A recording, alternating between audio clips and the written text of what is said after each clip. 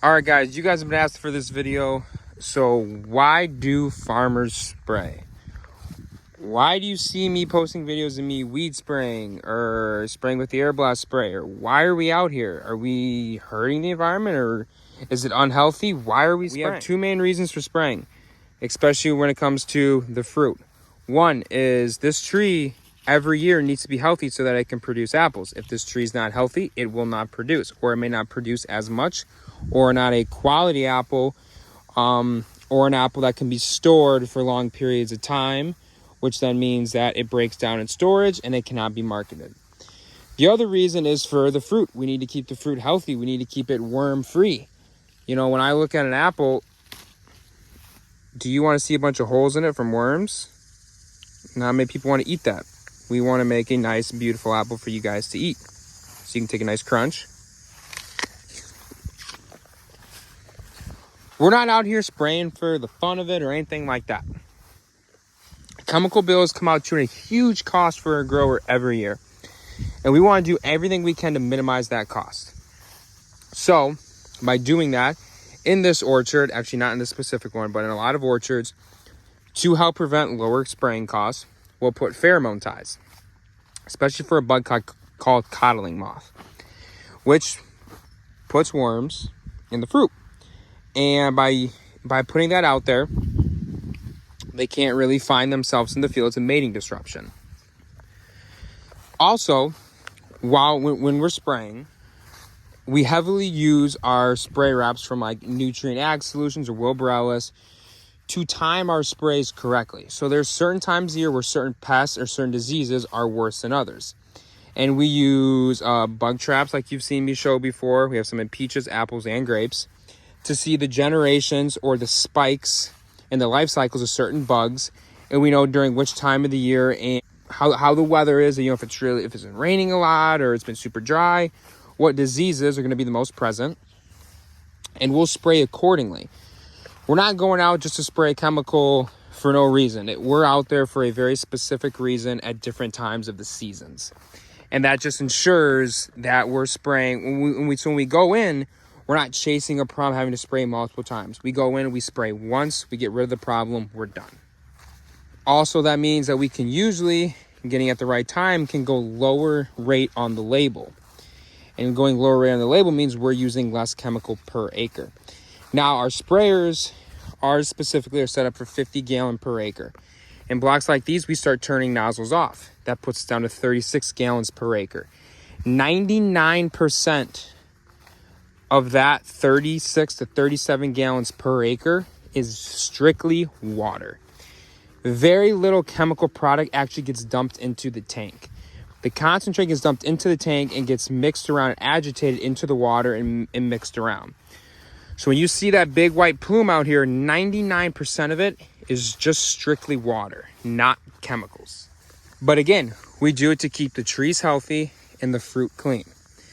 That's the basis for a lot of our cover sprays, our early season sprays, especially in the spring for scab season. This fruit would have all sorts of black marks all over it if we didn't spray for scab. If we didn't spray insecticides, it would have holes all over it. It would look nothing like this. Actually, we'll go to a block in the back where we haven't been spraying because it's a new block and we only put sprays on it to keep powdery mildew out so we get good growth. I think there's a few apples in it. We'll go look at what an apple would look like if we didn't spray.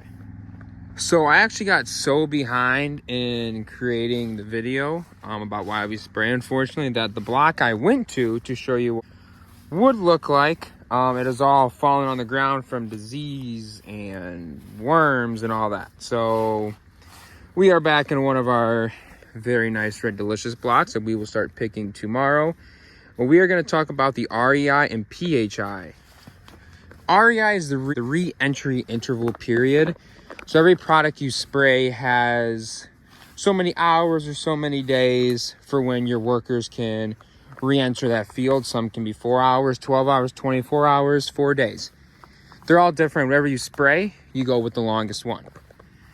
Then you have PHI, which is your pre-harvest interval, which means, and these as well range too. These can range from 3 days all the way up to 80 days. Whenever you spray a product, you can't harvest that for so many days, and each product is different. And again, you go with the longest one. So that way, by the time, so let's say I spray a fungicide and it says PHI is 14 days.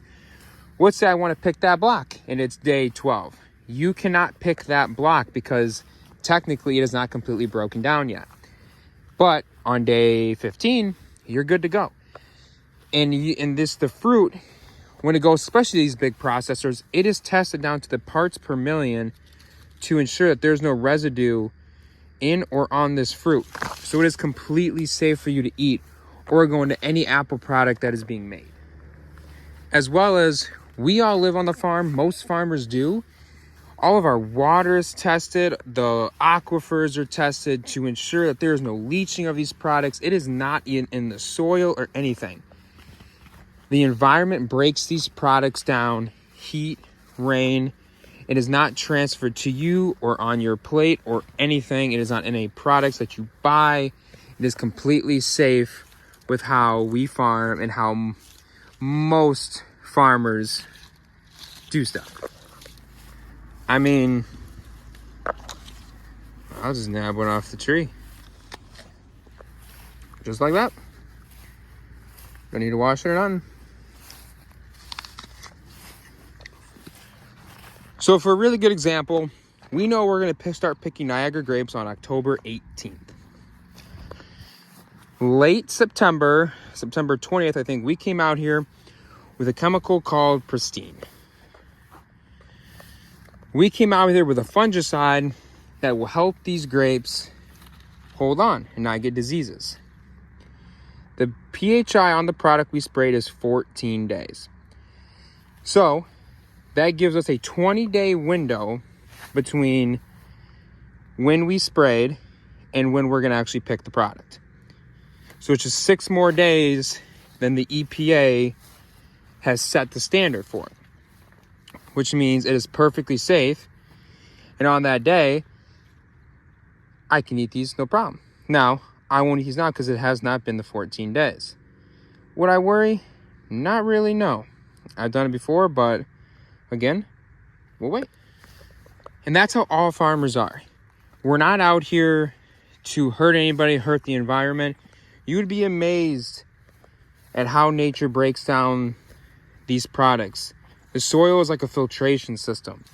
Whenever people have manure stuff they put on fields, all of that is nutrient rich, especially with nitrogen. And you're not seeing that leaching. You're not seeing it go through because the soil filters it all out before it hits the water. That's why water is tested, aquifer tested. Even our surface water ponds are tested. No issues. And herbicides, we haven't sprayed in a while, so the ground's getting covered up again. But they're there for a whole different reason. We have fungicides to help with diseases. We have bactericides to help with bacteria from getting in. Viruses, all kinds of stuff. Insecticides to help protect the plant and the crop from bugs. Herbicides take care of our weeds. Why is it important that we keep these clean? We don't want this plant having competition.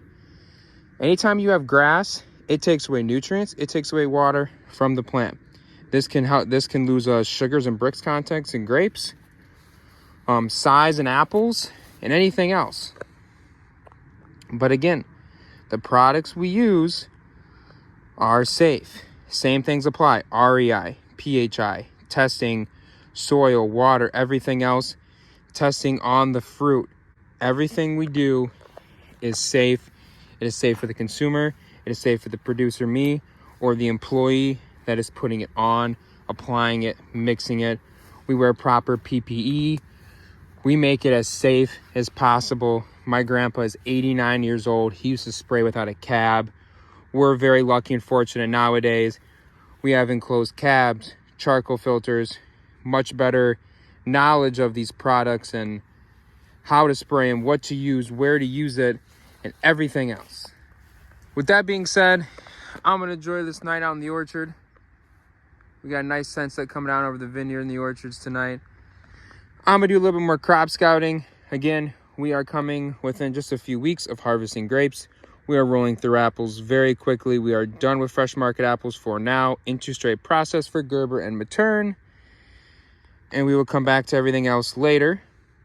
I hope you guys found this video informational. Go check out our other videos, see what we're kind of doing on a day-to-day basis. Like the video, guys. Comment, subscribe. Comment any videos you guys want to see in the future. Share this video with someone that you don't think understands why farmers spray, why we do what I do. And hopefully that gives you guys a little bit of a better sense of feeling and understanding that we are not bad. We are not trying to harm the environment. I mean, just look at this. I don't want to harm this. Nothing here looks harmed. The microbial activity in the soil is amazing. You can hear the birds and Mother Nature all around.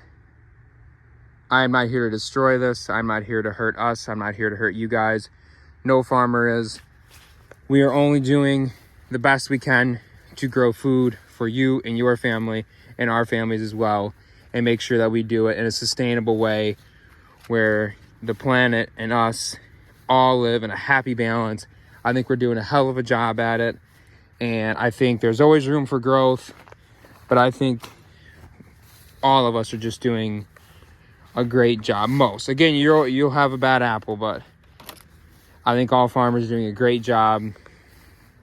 And go check out our other socials, TikTok, Instagram.